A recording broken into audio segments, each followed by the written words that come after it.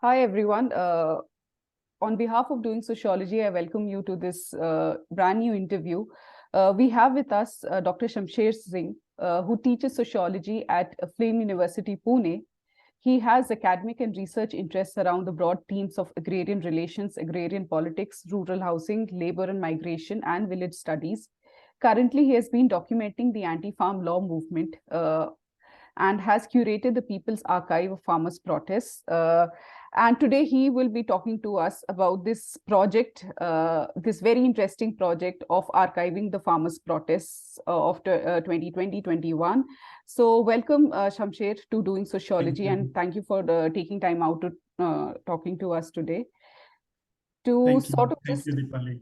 And yeah, doing sociology team. okay, to begin our conversation, Shamsher, if you could tell us a little bit about the project and its genesis. Uh, well, basically the archiving of the farmers movement of 2020 and 21 had its genesis in primarily looking at this protest from an academic angle and through an academic engagement, which happened, as you know, the farmers' protest against the three contentious farm laws began somewhere in mid 2020, to be precise, in June 2020, when the farm laws were introduced as ordinances. We were also at the time going through different rounds of lockdown because of the spread of COVID-19 virus. So this also kept the farmers in a restricted manner, protesting against the laws or the ordinances. But after a few months, what happened is that farmers, along with the central trade unions, giving a call for Delhi Chalo and also All India General Strike on 26th and 27th of November 2020. So primarily, this was a significant movement. If we see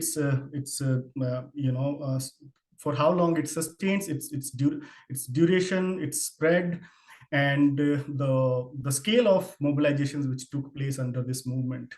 So initially, the interest was to understand the farmers' mobilization, how they are organized, what are the mechanisms and processes working under the behind sustaining these protests.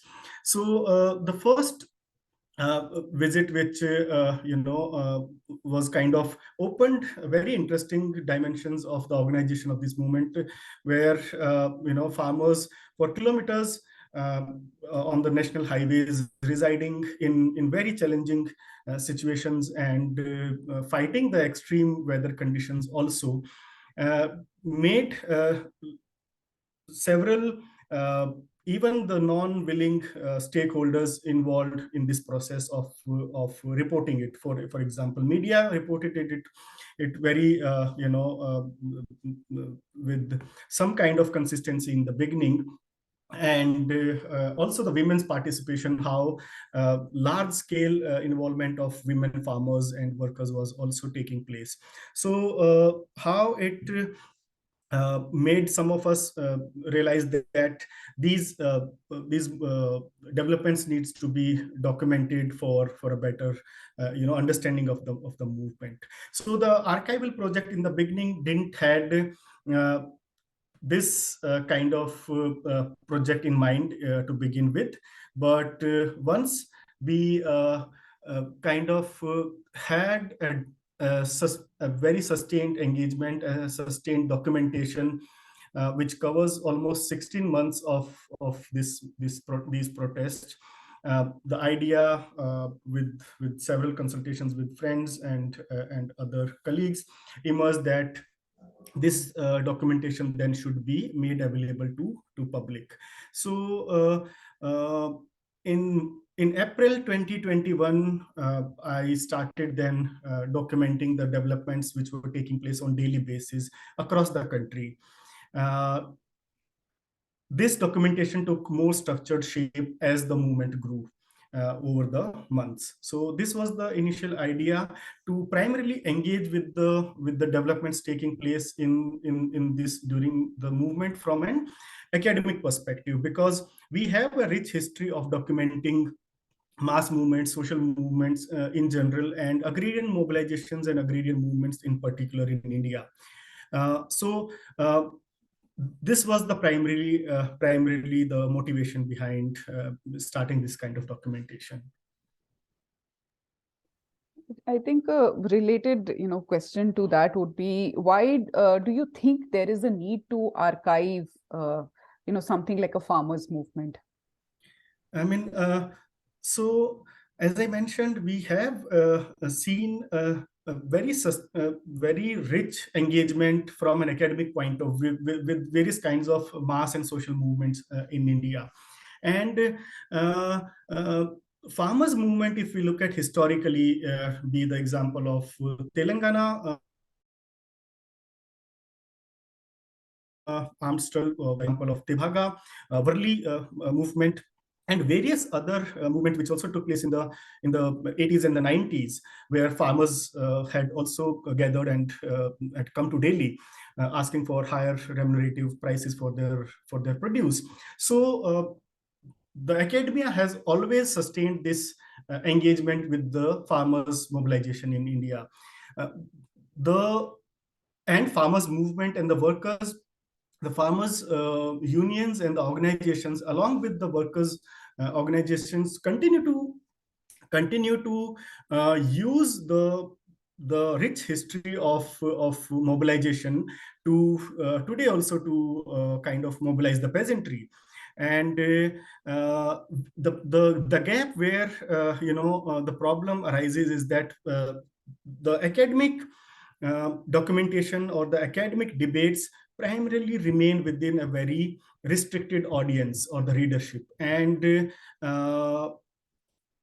people those usually have contributed to the building of these mobilizations and have participated or have been the center of these mobilizations do not get access to this kind of documentation. So now with some of the technological developments and facilities, we have the options to make it available to the larger audience, and usually also the people those who have participated in these mobilizations. So the necessity arises from this very fact that people those who participate and who build these movements should also have access how these movements took place. And secondly, and also an equally important point, is that we also as time passes, the legacy, the achievement or the implications of these kind of mobilizations are forgotten, or they are erased from the public memory. Uh, to to keep that challenge in mind, it is important that some of these developments are recorded and documented for people or for the times to come, to kind of look back and provide an understanding of how these movements were taking place. So these were also the reason of contributing to the scholarship on agrarian mobilizations in India. It becomes important that we kind of put together these things in some sort of structured and systematic documentation manner. Right. Thank you. That's a very important point that you make, to have systematic and structured, archive of movements such as the farmers' movement. A lot had been written in the media. A lot of us know about the farmers' movement. Still, if we would be we want to know from you, because you have been working on this, you have been archiving the movement. If you could take us through, the timeline of the movement, the farmers' movement that you archive, its background, and the issues, etc. Well, opposite to the very popular notion which has been kind of you know uh, built, that these were merely in opposition to the three contentious farm laws, which were farmers protesting against. Well, there is enough evidence now, and a lot of scholarship has also kind of contributed in reporting and pointing out how the systematic change in the policies of neoliberal under the neoliberal and globalization policy regime has led to a severe agrarian distress in the country, leading to high levels of indebtedness. Result again, leading farmers rise in farmer suicides across the country. So farmers have also registered this kind of policy shift, where their incomes have declined, their debts have increased, and they continue to face severe cuts in the subsidies which were offered to them earlier. Now, since farmers have registered these kind of policy decisions, there has emerged a more wider mobilization of farmers as well as other sections of the rural society, which involves uh, rural rural workers, wage workers, including Adivasi and other sections of society. So in the last decade or so, if you see, there have been several very encouraging incidents of farmers. Uh, Either you take the long march in Maharashtra, which took place from Nasik to Mumbai, where thousands of Adivasi farmers, primarily Adivasi farmers, marched to Mumbai on foot. You see the examples of Gharsana farmers movement in Rajasthan. Similarly, in Sikar, large-scale farmers mobilizations have taken place. So across the country, there have been incidents which kind of have laid a solid ground for the protests to take place against the farm laws. And these are not, spontaneous or just, an act of specific, uh, law or something, but these are triggered by the introduction of these three laws, which are now stand withdrawn. So the timeline, basically, as I mentioned, had began the farmers. The agri ordinances were first introduced in June 2020, and then sometime in September, they were passed in both houses of the parliament, and making them laws rather than remaining as ordinances. So in over the next year or so, then the farmers who decided to march to Delhi in November and 2020 sat and literally choked the entry points of the national capital city, Delhi. This has its own unfolding and how the progression of the movement, etc., took place. But it lasted for more than a year at the borders, but it had started even before that, sometime in June 2020 itself, making it one of the longest and the most united, farmer struggles of recent times in our country. So almost 16 months of this movement have been recorded in the documentation, and yeah, now the first phase, or what was called, is that the protests as the declaration of withdrawal of the farm laws was announced. The farmer organizations also, in several rounds of negotiations with the government, decided to suspend and withdraw their protest also for the first phase. So this is how the larger background and the timeline of the movement looks like. Thank you. Now, coming back to your project, so what was the methodology that you followed by, archiving the farmers movement? In terms of methodology, first, when the movements, the farmers movement, when first began, as I mentioned, the country was also going through, severe rise in the COVID-19 cases. There were several rounds of lockdowns, etc.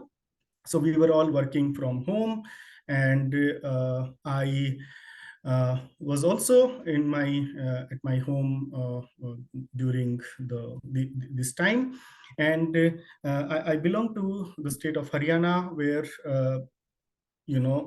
there was a lot of talk about how farmers are kind of mobilizing, and several months of farmers campaign, small protest activities was building, and ultimately they gave the call to to go to Delhi for 2 days to express their grievances against these legislative interventions. Now, uh, what usually would happen that farmers or any other section will protest, and for a day or two, and it will through some negotiation or through some kind of uh, some resolution of their demands will be arrived on. Now, this march to Delhi of farmers was specifically interesting in the sense how farmers were stopped on the way at various points. They faced all kinds of physical barriers which were created from for stopping them to march onwards. It also then made it a larger issue than it would have been. And once the farmers settled down on the highways, and they put up their camps, their tents, and various other kinds of of living arrangements. There also a spread, or the penetration of the movement also reached other areas across the country. Now, while I started documenting various kinds of events which were reported in the media, uh, uh, it was becoming more and more widespread across the country.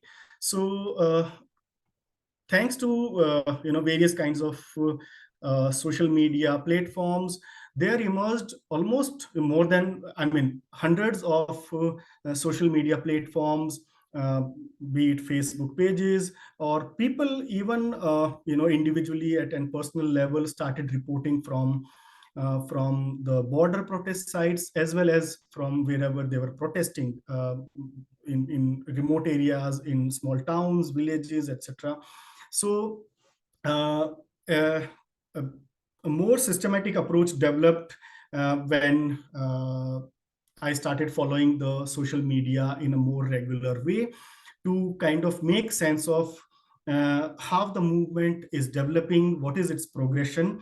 But primarily, the data which has been documented in this archive comes from these kind of reportings, either from the media, which is the print media, or digital platforms like Facebook. People were also posting on other social media platforms.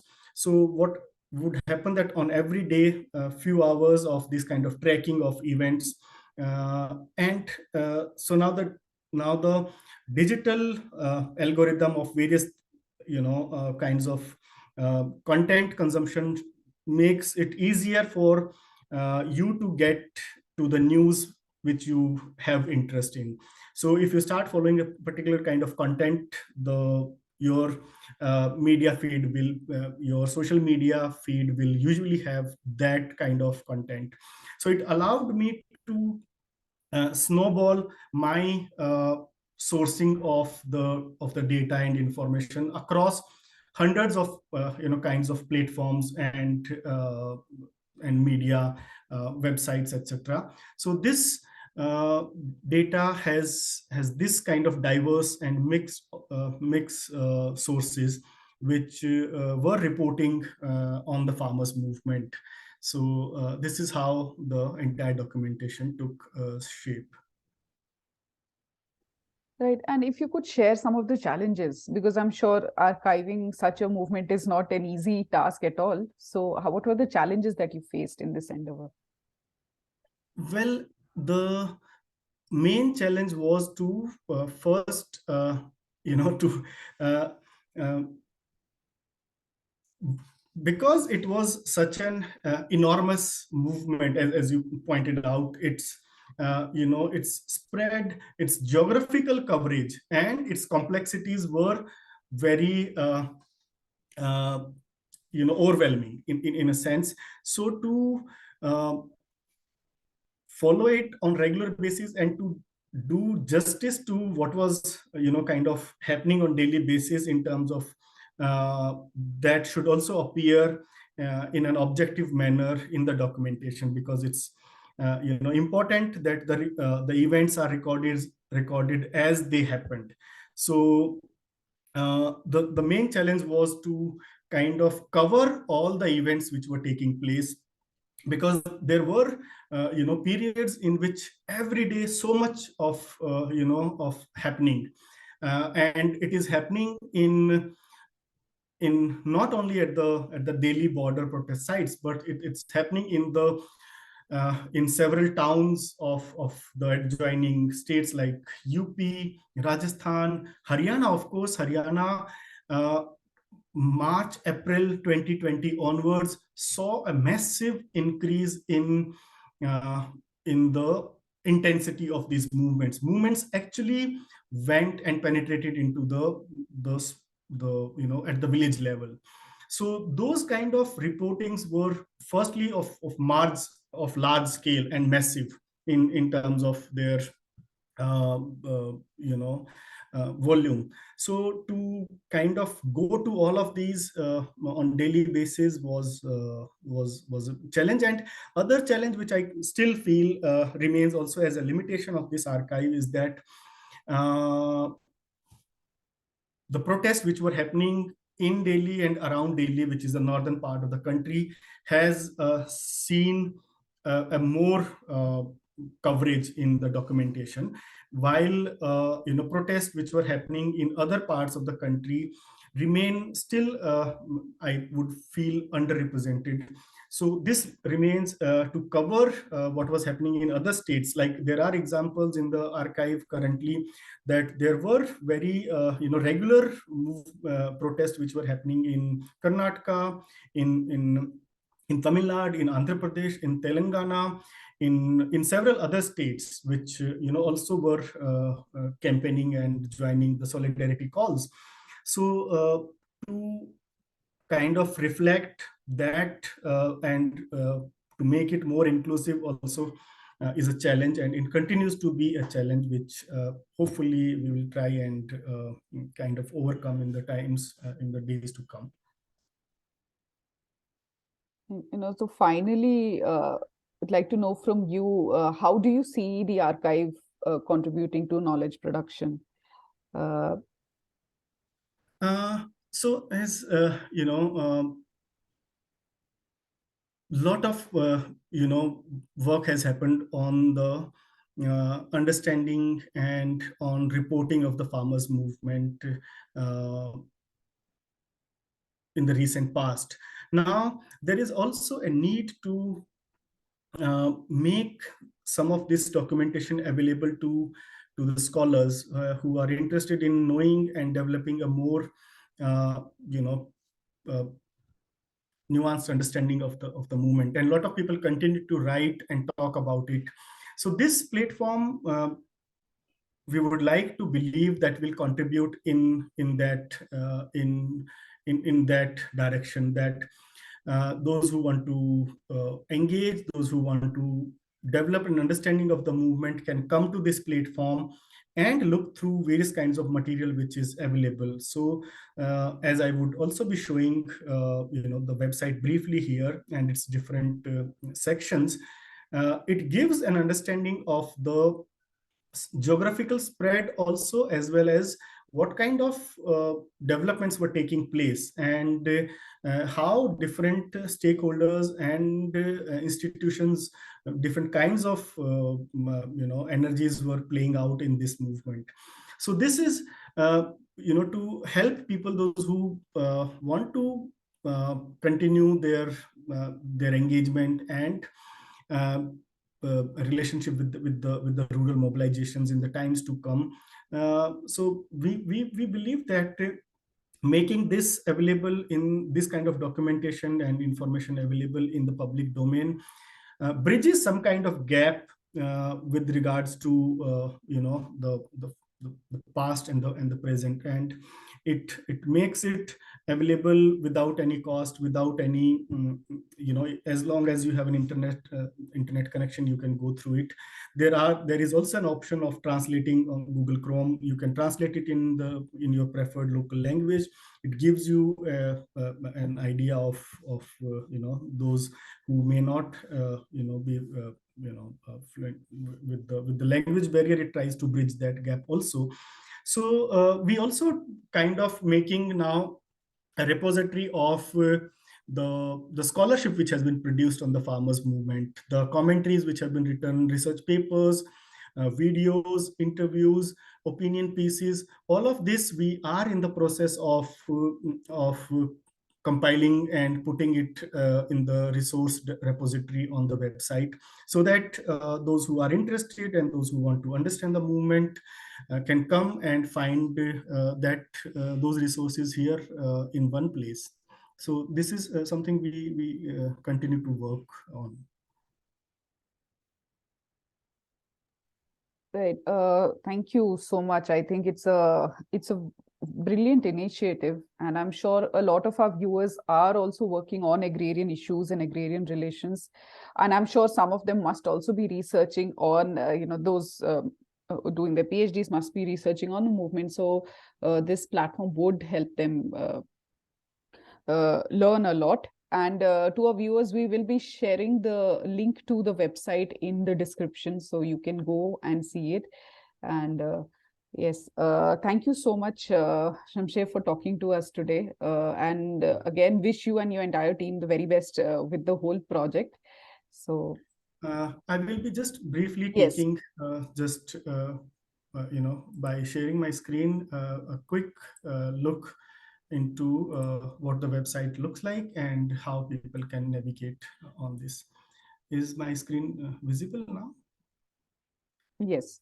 Okay, so this is the landing page of the website, and we have recently got our logo also, which has been designed by Shantan Bose.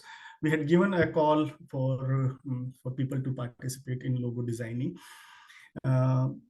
So this is a basic introduction of what the archive is all about and why this archive. Various sections here gives an understanding of a brief write-up on the new farm laws. Also, the beginning, which has been documented here. And these are some of the sketches which have been, given to us by an artist from West Bengal, Devanjan Roy, who spent some time at the borders documenting the daily lives of the protesting farmers. So he was kind enough to contribute his art, to the website.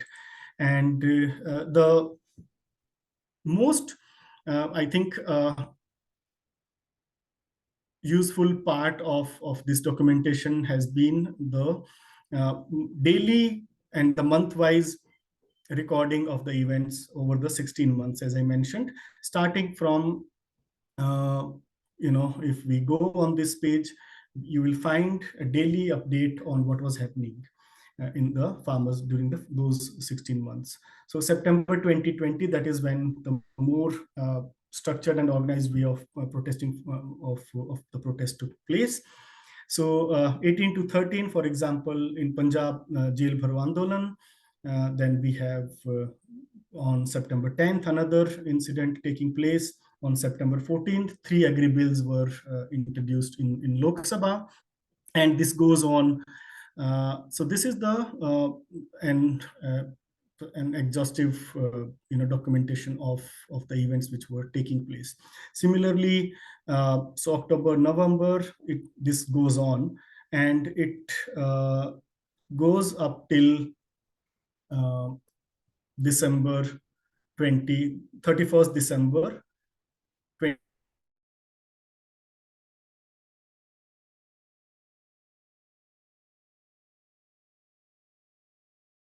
More than 600 entries, which spreads across, I think, more than 8 countries, because in other countries also, such as Canada, Australia, United States, and New Zealand, several of the organizations and the people of Indian origin were also protesting. So this also covers those events as well, and it has more detailed description of these individual events. If you want to have a look at them in detail, you can go and click here. This gives you a more detailed description of what this event was, and in many cases along with the news item which will be attached here with. So this is how sometimes even the links of the media reports are recorded here. So this is what the website looks like, and this work has been not been possible without the help of some of the students who have worked with me in editing the content, in helping in designing the website. So they have been a source of a lot of motivation and strength over the last 2 years. Ananya, who is our now third-year student. Azra Siddiqui is a web developer and a freelance website developer based in Pune. Shreyas and Swara, both students of Flame University. So they have helped in various tasks. So a lot of contribution goes to these people. Also, we are also on social media for people, those who want to follow us. This is the Facebook page, and this is the Instagram of the archive, where we on weekly basis we post some of the content from our archive. So this is just a brief description of how the website looks like, and for your viewers, those who want to write to us, want to contribute on information which they have and which has been missed out here, they can write to us on our email ID, which has been provided on the website. And we'll be happy to incorporate their contributions and their information also here. Right. Okay. That looks great. The website looks brilliant. Thank you once again for talking to us today. And again, wish you the very best with the project. Thank you, Deepali. Thanks, team doing sociology. Yeah, thanks.